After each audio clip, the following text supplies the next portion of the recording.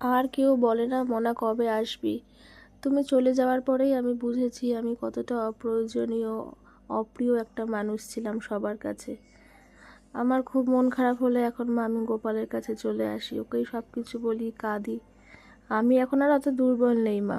আমি জানি যারা আমাকে কষ্ট দেয় তারা আমাকে ইচ্ছে করে কাঁদানোর জন্য কষ্ট দেয়।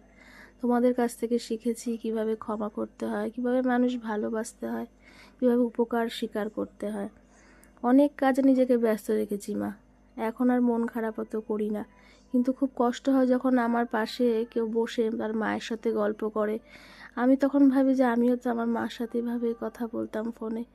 খুব কষ্ট হয় আরও যখন গুল্লা স্কুল থেকে বেরিয়ে বলে যে মা গরমের ছুটিতে দিম্মা বাড়ি যাবো না, পুজোর ছুটিতে দিম্মা বাড়ি যাবো না। তখন ওর চোখের দিকে আমি আর তাকাতে পারি না, খুব কষ্ট হয়।